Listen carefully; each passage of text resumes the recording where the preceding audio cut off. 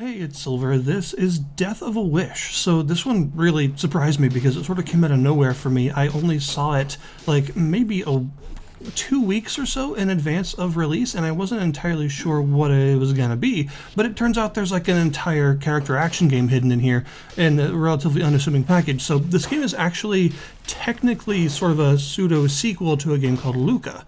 I've never actually played that game, although it looks quite good as well, but it's written in such a way that you don't have to have actually played that game in order to understand what's going on here. But mechanically, it's an action RPG, technically. It's basically like a full character action game that is in 2D. So you're looking at a pretty complex combo system, a lot of dodging, a lot of customizing your build and all that stuff. It's just all presented in a 2D format. But the first thing you've got to talk about when looking at this game is literally looking at it, because it's got a really unique art style. It's sort of the doodles in the margins of your high school notebook is basically the art style that's going on here, and it's really cohesive. Like, everything is in this style in a really interesting way. Everything looks scribbled, everything looks sketched. But despite how simplistic your character and the enemies look, being made of easily drawable shapes and stuff like that, they have some really detailed animations, which is interesting. A lot of the animations for the combos of your character and for the enemies, they have got a lot of frames to them, so that the animation is quite smooth, even though you could call the art style deliberately crude. I think this is one of those art styles that I can just see it happening, criticizing it as being low effort, when actually creating a style like this that is this cohesive across the whole game, and more importantly that actually looks good in motion and is readable and clear, takes a lot of effort. It takes quite a significant amount of effort to create a style like this and have it work. But it's not just the style itself that is important here, it's how the game uses it to create an atmosphere, because this game is dealing with some pretty heavy subject matter that is very near to my heart personally, involving the sort of basically what happens to the mind of someone who grows up in an ultra-religious area and doesn't really fit in with everyone else, and what it causes you to feel like, how you feel like a sort of outcast, a pariah from this whole concept. And so as a result of this, the art style needs to carry a certain kind of atmosphere to it, this atmosphere of oppressive dread, of this sort of pretty dark stuff that is unpleasant in a general way and very uncomfortable, to the point that some of the scenes in the game kind of feel like they're giving you a sunburn while they're on screen the whole time. You know, that feeling that makes you squint, it's that. But of course, it's also not just the art style, it's also the sound design, because a good portion of the atmosphere of something like this is going to be carried by the sound, and this game's music is quite good. It is sort of I'm not going to call it down-tempo, but it's kind of slow and plodding in a lot of cases, and when it speeds up and stuff, especially for things like boss fights, it sounds kind of vaguely sinister. It's got a lot of electronic elements, some kind of industrial sound to it. It is aggressive and grating, but not in a negative way. I don't mean that as in it's annoying to listen to. I mean it fits with the art style of being sort of deliberately uncomfortable and oppressive in a lot of ways. It's crude in a sense that it's supposed to be. And at times it can even be a little bit like edgy, I guess you could say, but edgy in that really specific sense, not just in general, but in that sense that you allow for yourself when no one else is looking, because you feel that you sort of earned that kind of cynicism at this point. It's that. So I think overall the game has a really impressive audiovisual presentation that combines this uncomfortable and crude style with a lot of very dark subject matter to create this sort of oppressive look.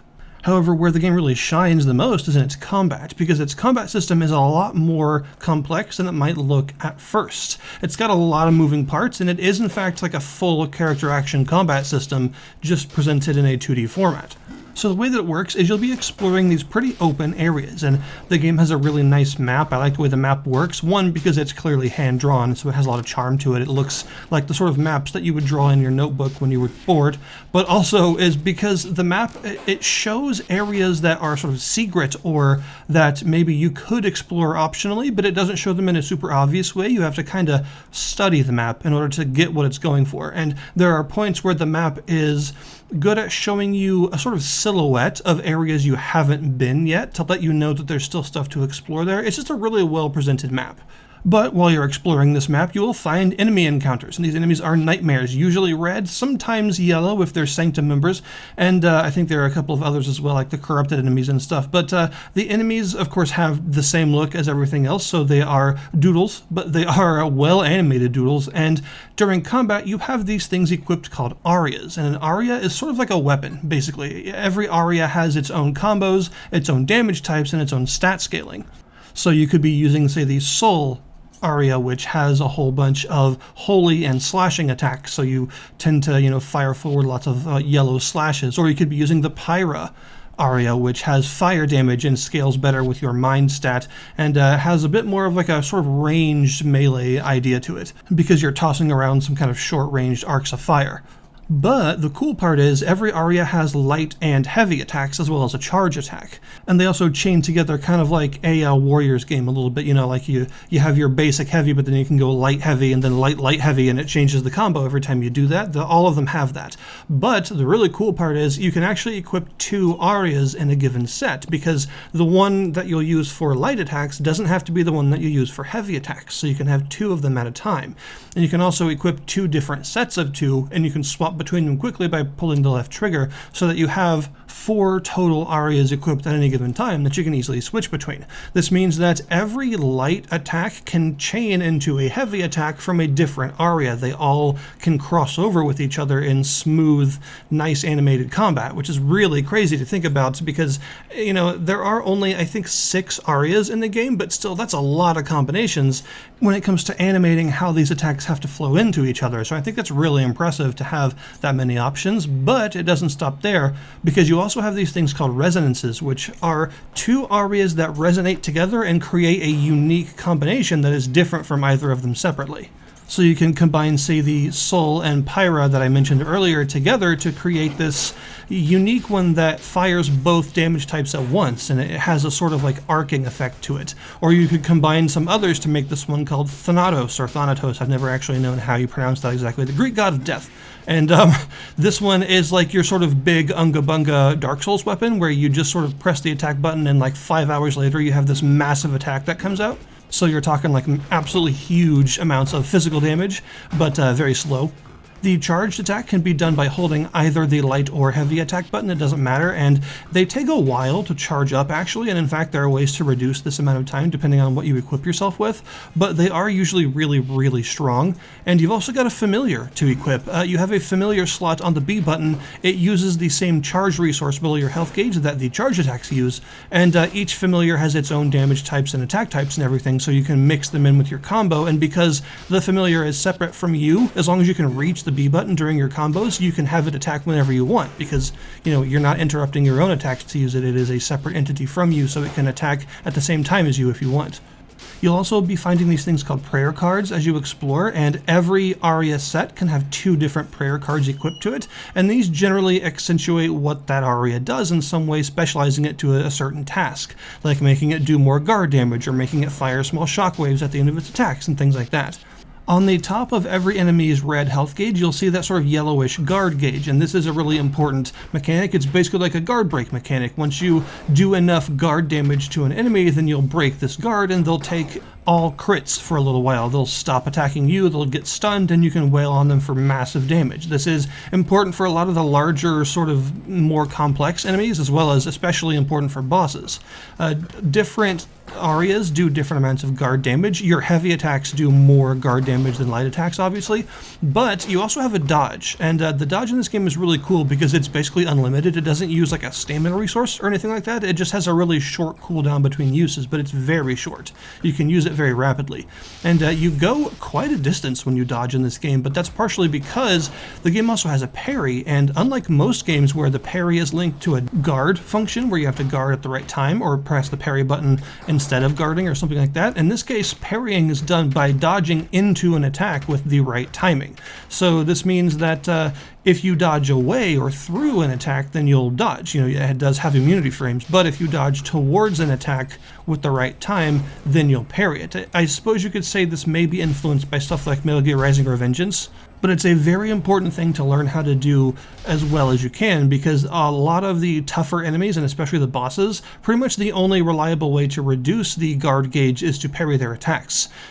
Some enemies can be guard broken relatively easily with your own attacks, but some of them have a lot of guard, and just wailing on them isn't going to be enough really to guard break them in a reasonable amount of time. Instead, you need to be returning their attacks. You can also dodge through projectiles if you time it right, or smack projectiles with your own attacks to send them back at enemies, which is a very good idea because it does very respectable damage, and you can even upgrade it to be even better. Killing enemies gives you this resource called Aya, I think, IA. I have no idea what this word means, and as far as I can tell, it might not even be a word in English, so I'm not sure. I would really like to know from the developer what the meaning behind this term actually is to them, because that just sort of fascinates me. I don't know what it means, but yeah, it's basically your experience. It's that yellow gauge in the bottom right of the screen, and when this gauge fills up, you earn something called a work, which is basically a skill point, and you can go back to any of the checkpoints around the place and spend these skill points, these works, on improving your own stats, like your maximum health, your maximum charge, as well as the 2 damage scaling stats and things like that. You'll also find these things called virtues occasionally, and these are sort of like the pins from Hollow Knight, the charms.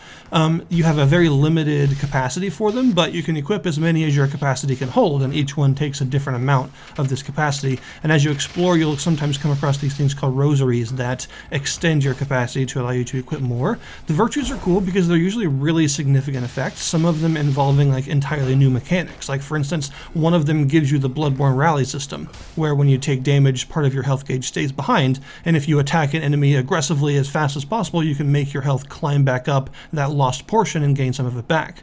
There's also one that gives your perfect dodges the ability to slow time temporarily, and you can extend the time slow by comboing enemies while you're in it, so basically it's witch time from Bayonetta. This game is very exacting. It is a difficult game to play because it really expects you to use your combos well, and you die very quickly in this game, and that is one of the reasons why it uses this interesting rewind system. So you have a number of rewinds that you carry with you at all times, and this number goes back to its maximum whenever you go to a checkpoint, so you're never going to run out of these things permanently. And all you gotta do is press R1 whenever you want, and it will rewind you back to the beginning of that fight. Your health will return to whatever it was at the start. Any consumables you may have used will return to their number that you had at the start, all that stuff. Everything will reset. So if you just walk into a room and get totally bodied but barely survive, then you might want to rewind and try it again, knowing what's in there.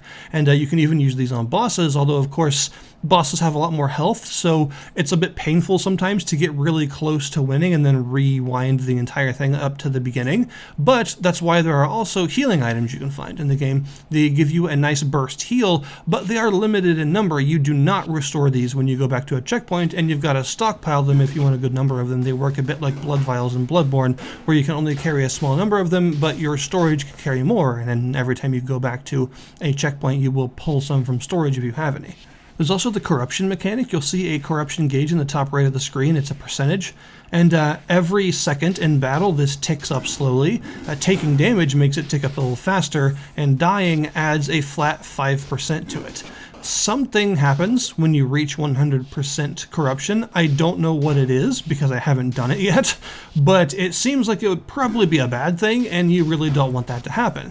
Doing well in combat reduces your corruption because at the end of a combat you'll get graded based on how well you did, and the higher the grade you get, the more corruption is reduced, with an S rank giving you minus 3%, which means one death can be offset by 2 perfect battles.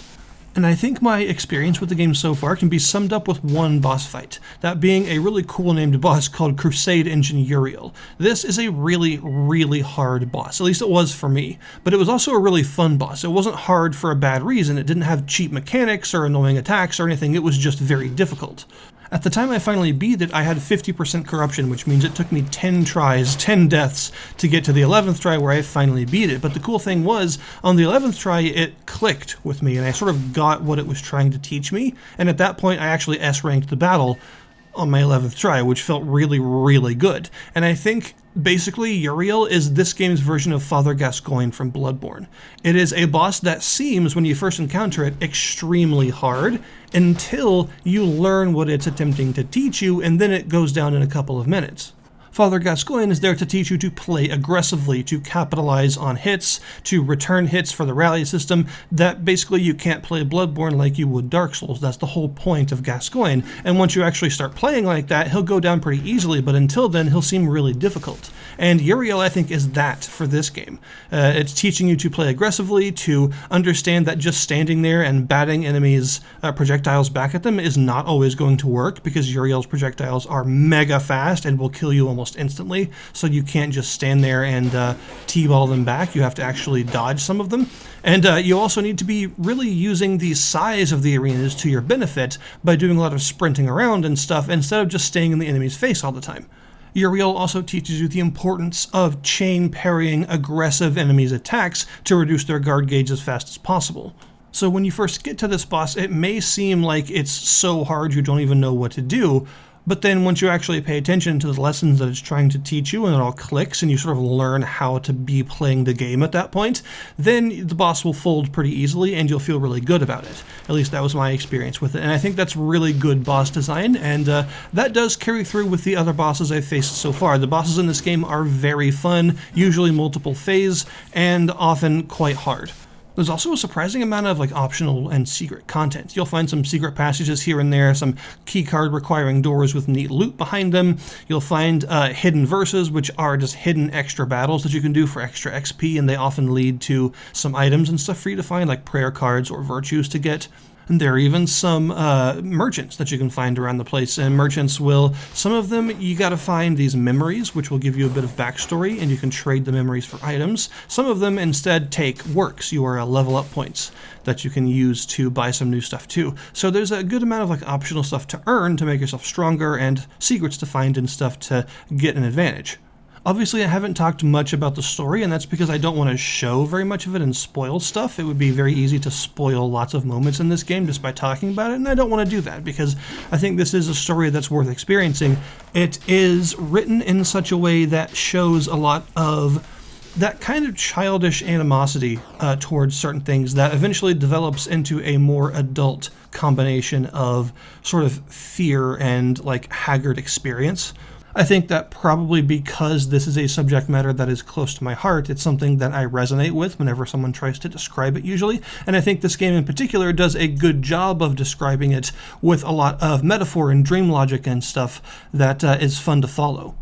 So I will put the link in the description below this video to the Steam store page for Death of a Wish if you wish to check it out yourselves. I highly recommend it. It is a super fun action RPG with a deceptively complex combat system and a pretty well introduced atmosphere of oppressive dread that kind of permeates the whole game and makes it an interesting thing to go through.